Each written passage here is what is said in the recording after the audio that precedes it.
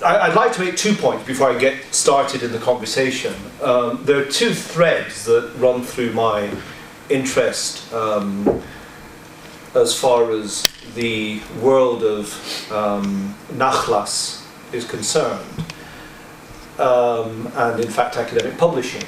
I believe very strongly in the fact that academic publishing is thoroughly inappropriate for the world that we live in. I'm afraid I have very strong views on this, and there are views which don't always accord with seats of learning.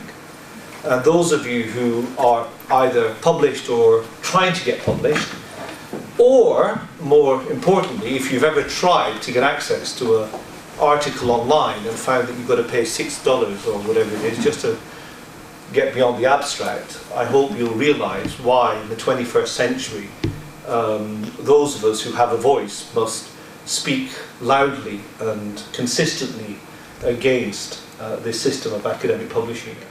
Now, mathematicians and to a certain extent physicists are very lucky because we have something called archive, which is actually open access, and so we can post on those websites. But for a great majority of disciplines, academic publishing and academic publishers have a vice-like grip and a stranglehold not only on access as far as reading and researching is concerned, but access for those who wish to publish as well. And if anybody can ever understand and then relate the basis upon which decisions are made about what gets accepted and what doesn't, then I'd like them to elucidate me, because it is a closed club. So I won't rant on that anymore, but that's something which underlies a great deal of my position as we go into talking about Wittgenstein unplugged. The second, of course, is even more invidious, and that is the gatekeeping to Nachlass items. It doesn't happen very often that we have such a wonderful example that we're going to talk about today, which is Wittgenstein, but there are manuscripts and there are libraries and there are archives and there are things which are locked away, and you can only have access if you accord to certain standards and rules. And this is so wrong. This has been wrong for 250 years, and it's as wrong today as it was wrong then. And of course, again, those of us who have the ability to speak about this should do so. And in fact, as we get into my talk, hopefully you may see some resonance between what I've said in my introduction and Wittgenstein himself. Now, this work emerges specifically from the summer of 2012, when I was looking at an ongoing question. There are people who, believe it or not, have questioned Wittgenstein's position as a competent mathematician. The view being that if you're going to be a philosopher of mathematics, you have to be a competent mathematician. That's fair enough, I have nothing against that, but people were questioning whether in fact Wittgenstein was a competent mathematician, and this was driving me nuts. And so I started a project at the time, and this is now going back almost 3 years. So this talk actually is based on work that started at that time. I also have recently written a paper which is in preprint, which is openly accessibly available, although it will also be published by a publisher, which is called Wittgenstein and the Inconsistency of Mathematics. And it relates to 2 manuscripts. One was a manuscript called 126 and one was a manuscript called 127. And these rather anonymous names, which give these numbers to these things, are also slightly misleading, but I don't have a big problem with this. The fact is that they have to be documented. And in 1942 and 1943, Wittgenstein was visiting Cambridge from Newcastle, where he had gone during the war. And he was looking at a course book that had been written by Hardy. Hardy is a great mathematician. Are there any mathematicians here? No, we don't. That's okay. There's very little maths in today's talk. Very little. Less than 1%. Anyway, so Hardy wrote the iconic textbook on teaching advanced mathematics to university students in the British-speaking empire, as it was at the time. And his book was reprinted, and the 8th edition, which was printed and was available during the war, was the subject of something that Wittgenstein was looking at, and he was talking to a student of his called Georg Kreisel, who of course went on to IES at Princeton. This is IES, he went to IAS, the Institute of Advanced Studies at Princeton, and he was a contemporary of Einstein. And Wittgenstein was, so before that, Kreisel was a student of Wittgenstein, and Wittgenstein was going through Hardy's course book. And he wrote his thoughts on that in a notebook. And the notebook got filled, and so he wrote another notebook. Now these are two separate notebooks, and one became 126 and one became 127, but they're actually the same work. So I've written a paper on that, in which he describes mathematicians as prudes, P-R-U-D-E-S, and prudish. He of course wrote in German, and the second part of this talk therefore links into some things which emerged during the writing of that paper. So as I say, fear not, there's virtually no mathematics involved. So unplugged, what is unplugged? Any musicians here? Musicians? Yes, everybody likes music, everybody goes on YouTube. Yes. So you all know what unplugged means? Yeah? Yes. Nobody needs, good, excellent. So you'd be surprised when I talk to mathematicians and theoretical physicists, we have to explain what So what we're going to try and do is look at getting as close to Wittgenstein's voice as possible. And during the course of the next 40 odd minutes, or perhaps shorter, what we're going to do is I'm going to give you a little bit of a historic context, because I understand that not all of you are as familiar with Wittgenstein as you will be after this talk, although there are one or two people here who do know Wittgenstein very well. Then I'm going to talk a little bit about the facts that surrounded the will that Wittgenstein left. He died in 1951 and had a will which governed how his papers were going to be managed. I'll talk a little bit about why everything changed last year. Everything changed. And then we'll talk about a little bit of a speculative side of the talk will be about what would Wittgenstein be unplugged. You know, if we could listen to Wittgenstein and understand him without the barriers, without the mediation, without the editing, without 50 years of people talking about people talking about people talking about people talking about Wittgenstein. What would happen in that scenario? So we'll do a little bit of a thought experiment as well. The question is, would Wittgenstein, the Wittgenstein that we confront, would he be the same as the one that we think we know today? But I just want to make one very obvious point, which is that we of course cannot divorce ourselves from reality. We do carry the baggage of 60 years of people having written about Wittgenstein, and we obviously have been the recipients of work that is by Wittgenstein, but in fact isn't, because it's edited. And we really try as hard as we might, would find it difficult in this thought experiment. So that's why I call it speculative. Now, just a quick word on Wittgenstein. The standard sentence, if you look at any work or any the wiki entry on Wittgenstein, or if you look at any anthology of philosophers or any work that perhaps is talking about Wittgenstein, the standard opening sentence is Wittgenstein was the most important philosopher of the 20th century.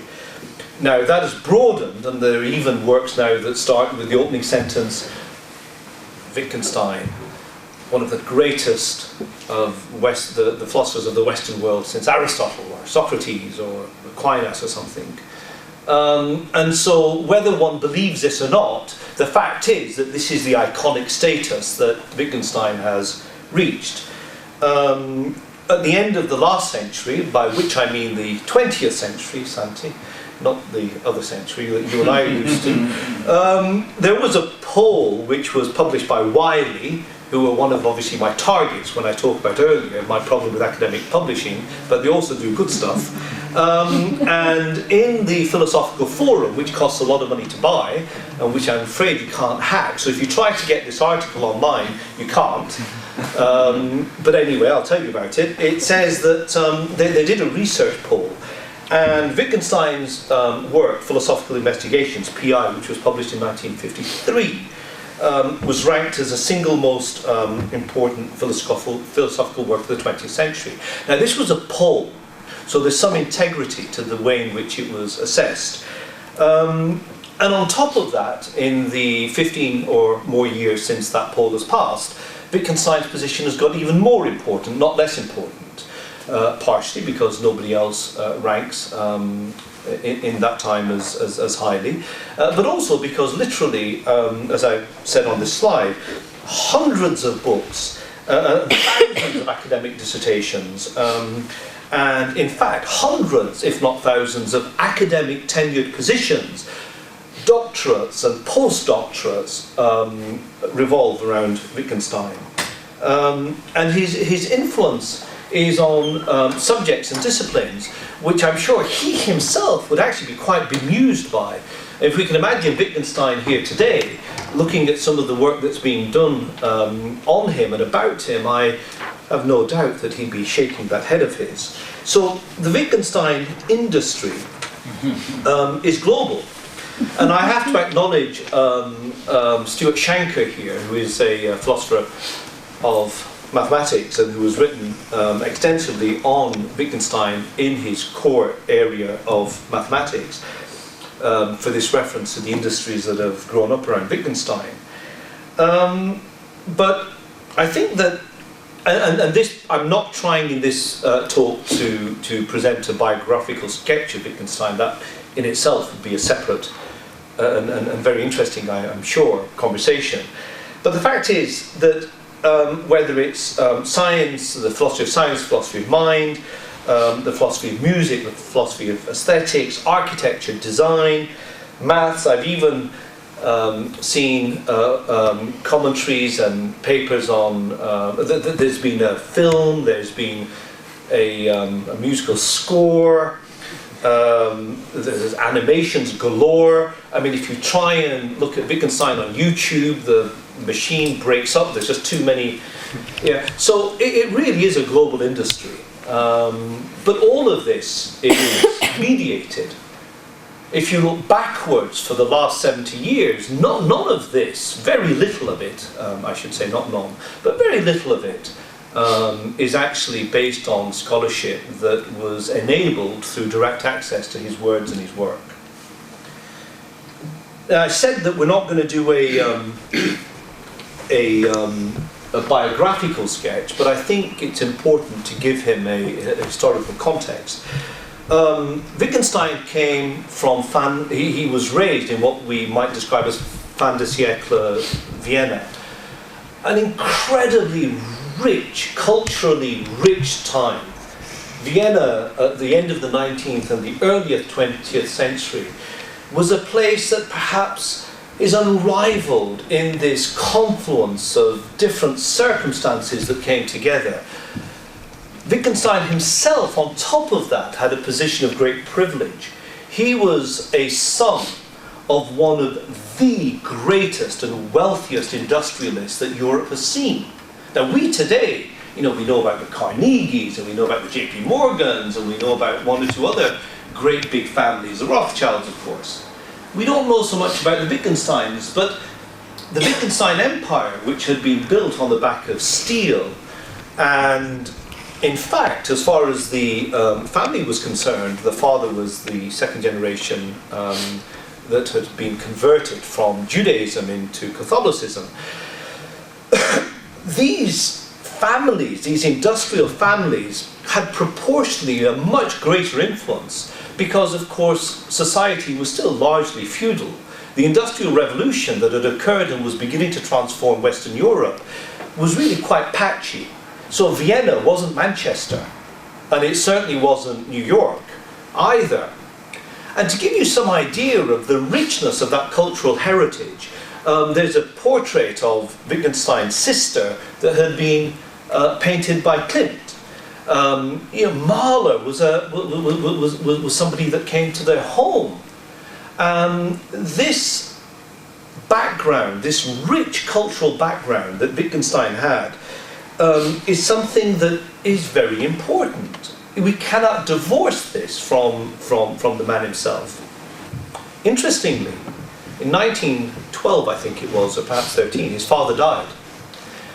The passage of wealth from father to son was, imagine if you will, who's a really, really rich person today? Bill Gates, right? I don't know how many billions he's got, 100 billion. So imagine that, I don't know, let's pick on somebody nice and young. There you go. So imagine you, no, don't smile.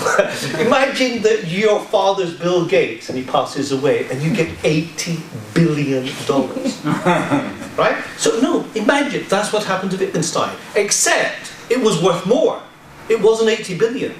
There's a very sad fact here. 3 of Wittgenstein's brothers committed suicide. So it's a very tragic background as well. But in 1912 or 13, I can't remember now which, when Wittgenstein died, Wittgenstein's father died. Wittgenstein inherited this. What, can you imagine that? I mean, just think about that. And you know what he did? Gave it away. He gave it away. Every single penny. To whom? To his family. One of the people who was, in my opinion, closest to Wittgenstein, and who had a memory of Wittgenstein which was committed to paper, was Georg von Richt, who took over the chair of philosophy at Cambridge after Wittgenstein, and who was one of the literary heirs.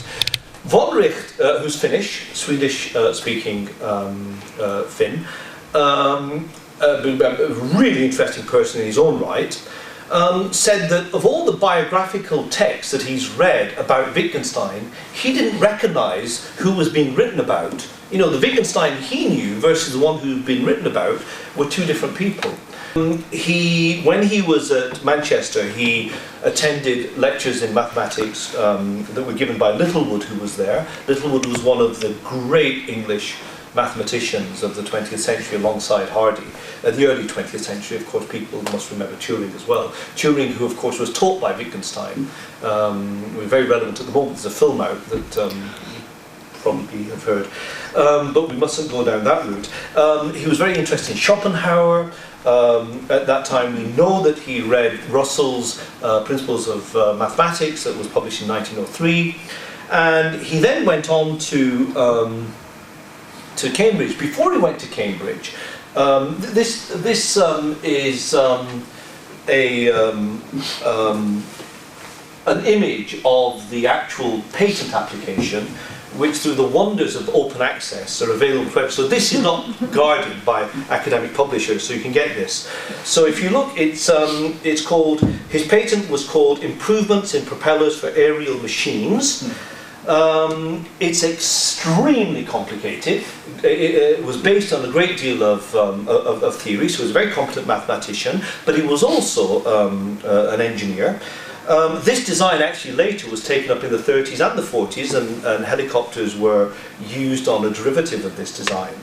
Wittgenstein, when he was in Austria, had been taught by Boltzmann, of all people, and of course he was impressed, we know this, by Heinrich Hertz. And for that time, for that pre-Cambridge time, there's actually quite a lot written about Wittgenstein by somebody called Wolf Mays.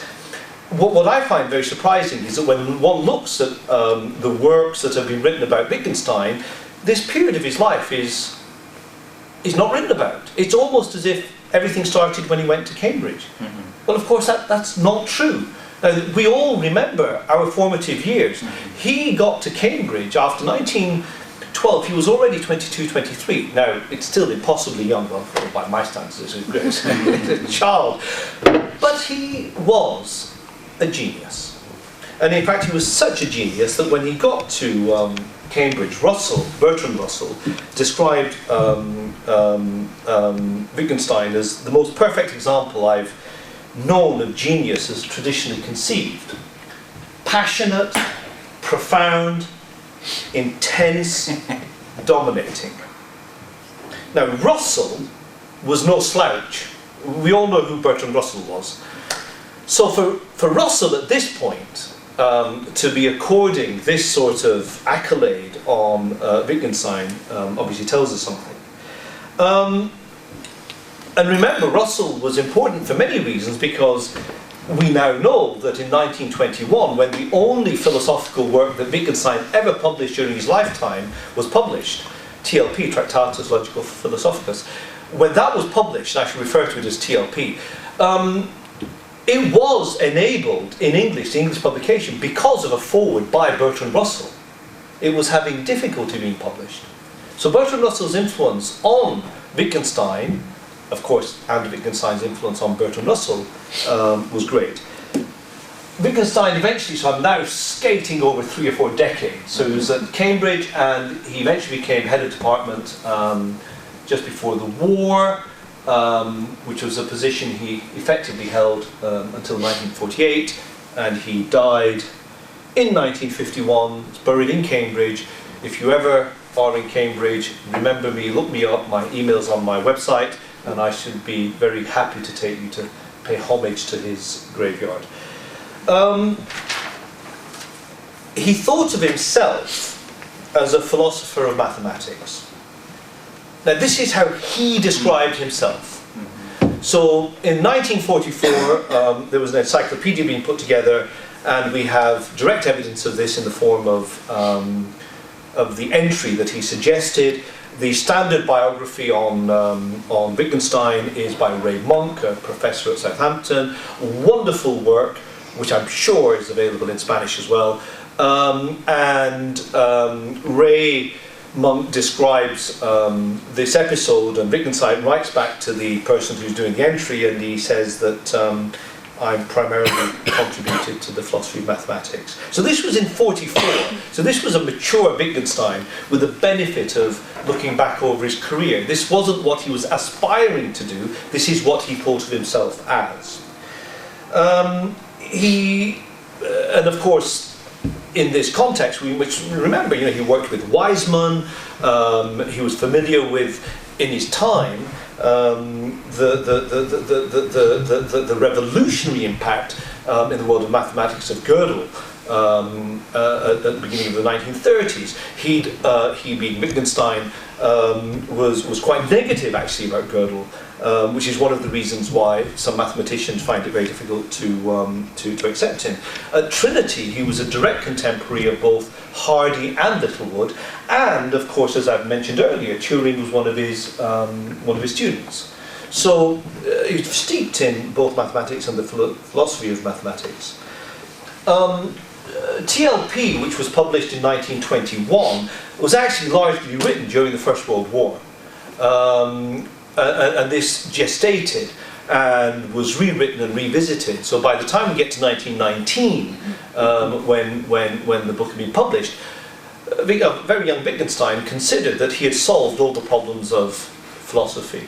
There's a very famous, not just one, but there are many famous anecdotes about this time, but Wittgenstein truly felt that there was nothing more to be said. At the end of TLP, he also maintained that he had been a facilitator.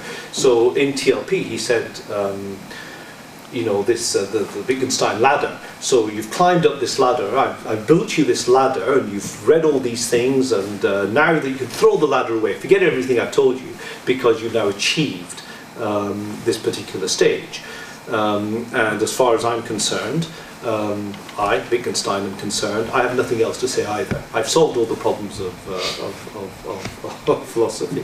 Well, of course, as we now know, that was not the case. Wittgenstein, as he matured, had a lot more to say, thankfully, about both philosophy and about the philosophy of mathematics in particular, but on related subjects, which really only happened after 1929. The period from 1919 to 1929 is a relatively dark period. I mean dark in terms of opaque. There's some personal letters. We know that he had a friendship with Ramsay. We know that he was a teacher, a school teacher. We know that he attended towards the end. 1925 he came to visit his friend Ramsay.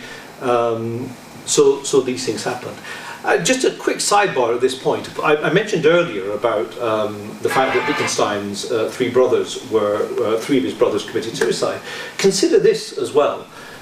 Wittgenstein had developed great friendships with a chap called Pinsent, of course with Ramsay, a chap called Skinner.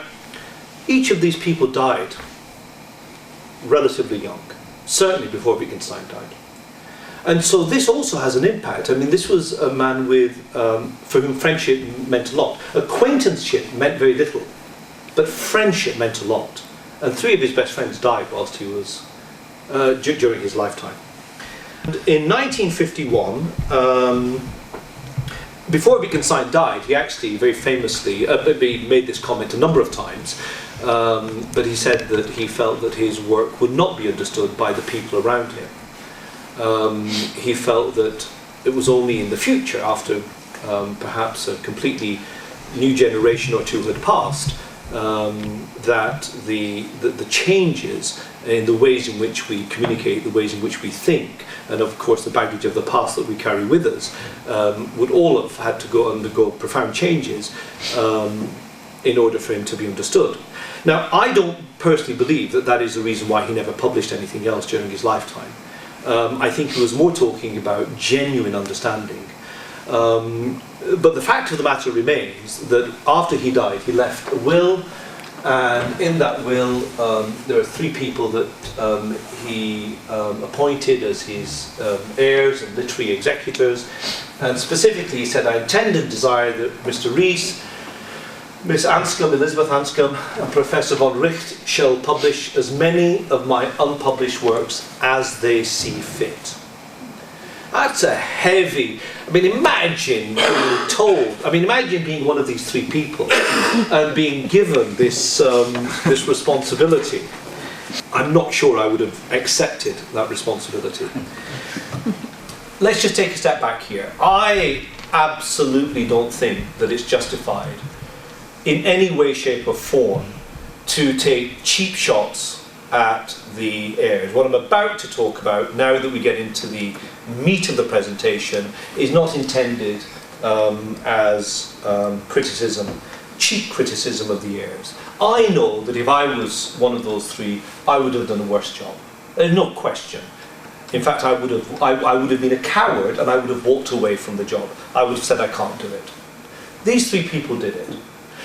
But equally, I think it's possible now to venerate and respect these people, but at the same time look objectively at the results of what they did. So for too long, when people have attempted to say what I say, the whole weight of the establishment falls on your head because they think that you're criticising the person. Well, of course we're not. And the great thing is that we're mature adults and we can speak openly whilst at the same time balancing what we say with a correct honour and respect for the immense scholarship that went into the editing. Having said that, I think that it was really very, very difficult to do the job they did. And for example, there were, what did we say here? The chap who's the archivist at the Wren Library at Cambridge, who's responsible for this, Jonathan Smith, a friend of mine, and Jonathan reckons there are 22,000 pages of the Nachlass. And of that, stuff, for 15 or 20 years, stuff kept turning up all over the place. So one of the issues was logistical. The second issue was that there were different types of material. There were notebooks, there were typescripts, there were large ledgers, there was marginalia, there were letters. And then, of course, Wittgenstein was always revisiting the same things and writing it slightly differently, and I'll give you a few examples of that. So the stuff he wrote in 19 well, before 1919, and he kind of then changed it a little bit again, and then he changed it again, and then he rewrote it again. And so we have this continuity, which of course is also discontinuity, because we really, unless we look at the Nachlass as a whole, can't judge what the impact of one remark would be. Of course, he's also very aphoristic. I mean, the way that he wrote his remarks, it's good and bad, but it lends itself to a certain type of aphoristic analysis. You look at one little remark and it's really quite, I mean, it's poetic. I mean, I'm not a native German speaker, so equipped with my dictionaries, and if I lock myself away, I can go through in German what he wrote, but even I can see the poetic nature, the beauty of what he wrote. So these are some of the issues that were faced by the literary heirs. Now, there were other practical caveats as well. One of the things that I do want to mention is that there was a great deal of sensitivity on the part of the heirs to Wittgenstein's personal notes. He had a habit of writing in code things that were personal. And the heirs, of course, remember, these were personal friends as well. Some of them were disciples, they'd been taught by him. And some of the personal stuff that was being written about might have been a little bit close to the bone. So they took a responsibility upon themselves for not allowing that to be published.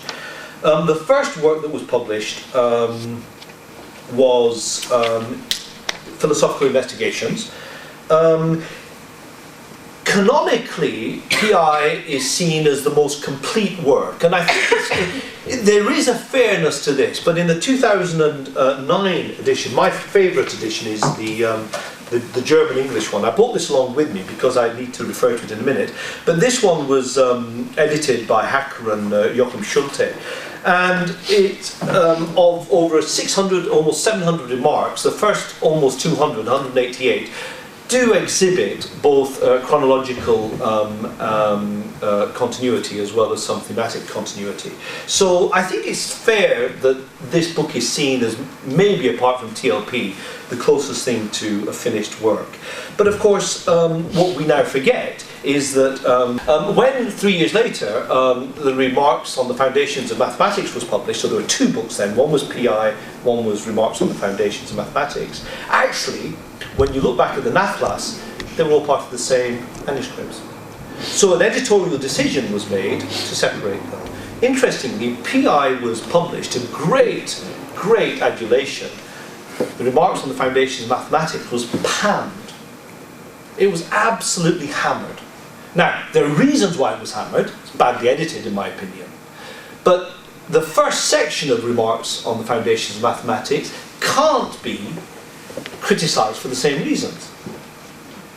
Was it or was it not part of the same book? Should it have been published at the same time? And these are questions that the editors had to tackle. Subsequently, there were other people that were appointed as trustees and literary heirs, and one of them was Kenny. And Kenny describes the will jokingly to that of gift of Caesar being administered by triumvirs. The gift of Caesar, in the case of Kenny, he said was because it reminded him it was a gift to mankind, which is what the Caesars would have thought. But of course, the triumvirs was quite right. And the reason it's quite right is that Wittgenstein, towards the end of his life, was really a person of great influence. He walked around Cambridge and he was surrounded by his disciples. We have anecdotal evidence, we have first-hand testimony to this fact. He would come into a room, and in fact Isaiah Berlin, I think in 1938, he was an aspiring philosopher, jokingly, but perhaps rather close to the bone, later said he was scared of doing philosophy because of having met Wittgenstein. He never did philosophy again. So, you know, Wittgenstein was a big impact. So when Kenny jokingly talks about the way in which the will was administered by triumvirs, I don't even know if that's a correct word, and that's very close to the truth. In addition to the work that was published by the editors, almost immediately after Wittgenstein's death, there were a huge number of publications that were commentaries that were being written about Wittgenstein. And it was not until 30 years after Wittgenstein died that this rather marvellous book was published, which was by Georg von Richt, which I still think is one of the best things ever written on Wittgenstein, not necessarily about his philosophy, but about Wittgenstein himself as well. But in the 30 years, from 1953 to 1982, there was an enormous amount of scholarship sponsored within various different universities, all about talking about books that had been written about Wittgenstein. There was an attempt to make Wittgenstein's work a little bit more accessible in the end of the 1960s. There was a microfilm project at Cornell. I'm afraid it wasn't very successful. It had lots of errors. And in the 90s, at the University of Bergen, there's an electronic edition, a facsimile edition, which is much better.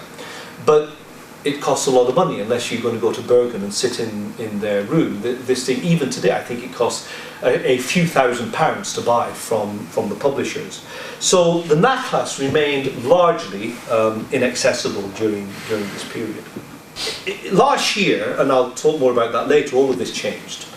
And I would just say at this point, before we move into the next part of our talk, it all changed because Wittgenstein today is a project which I've sponsored along with the University of Bergen and Trinity College Cambridge to allow all of the Nachlass to be available in a facsimile, in a very sophisticated facsimile, so you can actually confront what Wittgenstein wrote as well as his edits.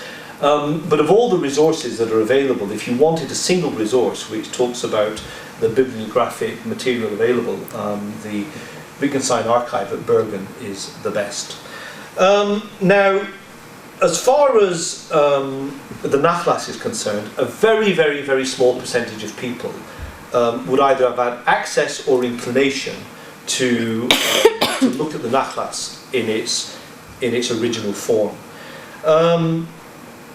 And I think that also what's surprising to me is there's very little being written about the impact of intermediation. What I mean by that is, if you imagine here's the original work of Wittgenstein, then you have what the editors chose to publish, and this was very selective. I'm afraid I've jumped over those 3 slides when I was going to be a little bit more forensic about that aspect. And then you have books that were written by people like Stanley Cavell and others, I mean he's just one name, but very distinguished philosophers writing about Wittgenstein and the impact on different areas. But what you haven't had is a review or a commentary about what all of this means on the Nachlass itself. And that now will be enabled. What I'm hoping is that by the Nachlass being available in its direct, unmediated form, that we, or perhaps not us in this room, but we at last have a chance of relying directly on source material rather than mediated material. There's nothing wrong with books being written about Wittgenstein, long may it continue, but at least it can be written on the basis of direct access. In 1962, which is a very long time ago, it's the year I was born, one of the points that was made by Cavell was that people who were writing about Wittgenstein, including the editors, weren't taking into account Wittgenstein's style, which I've said was individual remarks, often repeated with slight changes, and linked over a great periods of time. Cavell also made the point, which I think even 50 years later is true, is that scholars who confront Wittgenstein try to shoehorn their own views into Wittgenstein. And I think with the exception of part 1 of the philosophical investigations, the works of Wittgenstein that have been published are actually not the works of Wittgenstein. They are selections, and they're not even a reader of Wittgenstein. And the remarks on the foundations of mathematics is a particularly interesting example. And this is an example that I've written about separately. But if you look at, as I mentioned before, manuscripts 126 and 127, in their entirety they're republished in the remarks on the foundations of mathematics. But actually they're not. About 30% of the remarks are published. Now, let me tell you why that is wrong. It's just plain wrong. In 1942 and 1943, Wittgenstein comes and sits and goes through a course book of mathematics written by Hardy. He writes marginally, and he has a conversation, a live conversation, a fertile conversation with, amongst others, Kreisel. That is then taken into a note form and put into notebooks. That notebook is then turned into a typescript. That typescript then, 13 years later, is reviewed by who? By Kreisel, the same person that he was talking to in 1943. It's reviewed because the heirs have asked Kreisel, how much of this do you think is relevant? We're publishing his comments on the foundations of mathematics. Kreisel chooses, and the typescript that I've seen has the actual annotations, some of the explanation of why Kreisel chose what he chose. There are remarks that are disjointed. There's a remark here, and then 4 pages later, 20 remarks later, there's another remark taken. And guess what? 1958, Kreisel himself, so there's a continuity here, writes a review of the remarks on the foundations of mathematics and says it's crap. And then nobody reads it. For 40 years, the predominant view is that Wittgenstein knew nothing about mathematics. I'll tell you how bad it is. In 2013, I was in Bergen, visiting my good friend Professor Pichler. I was going up the stairwell, and one of the prize PhD students, a German girl, oh, so what are you doing here? What do you do? You know, like we all do. And I said, Wittgenstein, philosophy of maths. Maths? Maths? He didn't do maths. He's a PhD student. The brightest. And I said, well, in my opinion, over half of what Wittgenstein wrote was on maths. Maths? No way, yeah. And of course, I immediately went down in her estimation, not that I cared. But the fact of the matter is that this is the legacy that we have to contend with. Now, Wittgenstein unplugged. In my opinion, we would see the following. The mature Wittgenstein, not even the mature Wittgenstein, but Wittgenstein lived in an age which will never ever be repeated. This was the most amazing voyage of discovery that humankind has had for a very long time. We think we live in a fertile age, Facebook and all this kind. We don't. There's not been a serious, in theoretical physics or quantum physics, there's not been a serious discovery or revelation for 40 years. A very fine book by Lee Smolin that's just been written, What's Wrong with Physics, and he nails it on the head. But in those days, who were his contemporaries? Einstein and Dirac.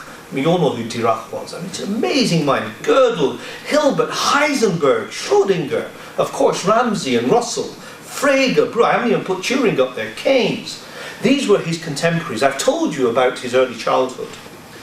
And this has to be taken into account. And of course, when you look at the Nachlass and you look at the letters, this is what you get. You also get an introverted man with, I've mentioned before, a very tragic family circumstance. You get a very accomplished engineer and a mathematician. And one of the things, he was a clarinetist. He could whistle entire concertos. And he could imagine works, orchestral works, by simply closing his eyes. I mean, I have trouble thinking of a pop song closing my eyes. So you imagine the depth of intellect that this man possessed.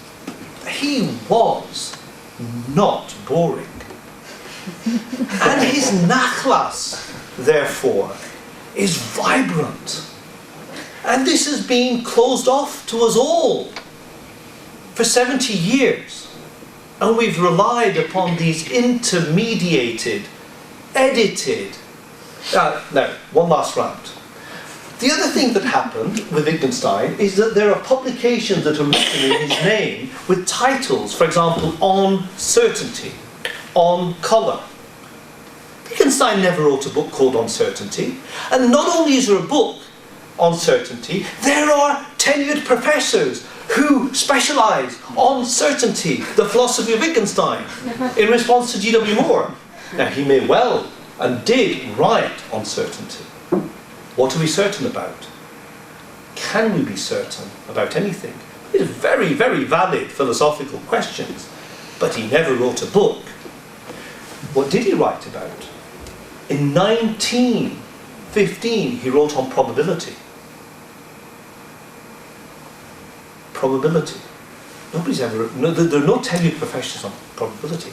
In 1929, Weissman wrote an incredibly important paper on probability. I'll give you an example of why this is important. There are a few blank faces. So listen, you go to Monte Carlo and you spin this thing around and you have that white ball and you go like this, and there are, I don't know how many things there are 39 things, and there's a 1 in 39 chance that it goes in there, right? Right, wrong. Of course, it doesn't work like that. Because if I knew that this thing was 10 kilograms, if I spin it like this and the number 1 red here, and if I go like that, theoretically it's not 1 in 39, it becomes 1 in...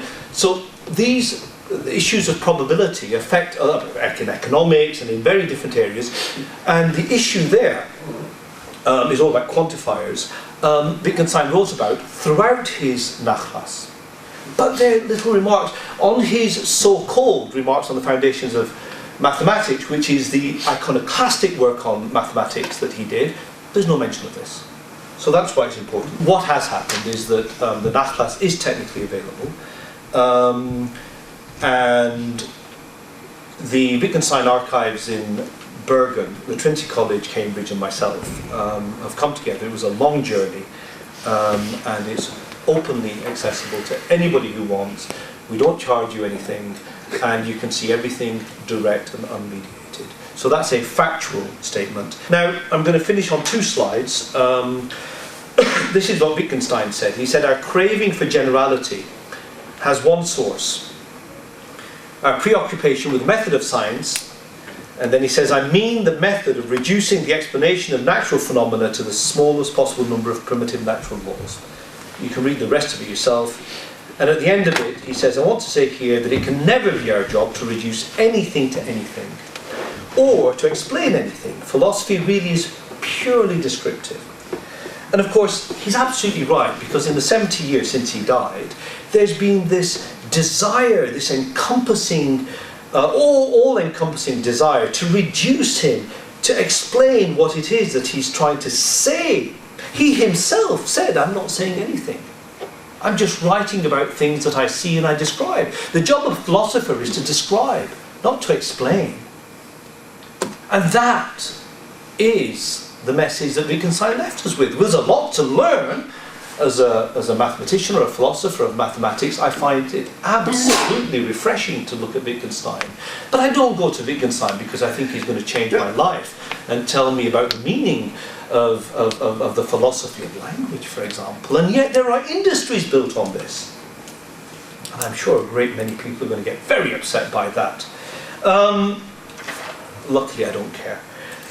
The last slide, I was going to say that in another aspect of my life, as you probably know, I'm the founder of a quantum computing endeavour. And if you want me to talk about that at another time, I'd be delighted to. But in quantum physics, we're constantly reminded of what we don't know. Now, we base our work on what we do know, but the great abyss of what we don't know is constantly in front of us. And I think the Nachlass of Wittgenstein represents an attempt by an immensely talented, intellectually talented and gifted man to understand why what we don't know is as important as what we do know, but also to say that quite often intuition allows us to understand some aspects of what we don't know, even though we can't articulate them. Now, Immanuel Kant said something similar. I mean, he talked about the way in which there are works of art and music that speak to us in our soul and in our hearts. Those of us like me who are religious, our prayers talk to us, our God talks to us, but we cannot reduce these to words. And that's what Wittgenstein said. Sometimes it's enough to keep quiet. You don't have to struggle with these things. And in closing, one of my great 20th century favourite authors was a guy called Robertson Davis, a Canadian. Does anybody know Robertson Davis here? Anybody read Robertson Davis? Oh, good, young man, I'm impressed. I'm a young man, yes.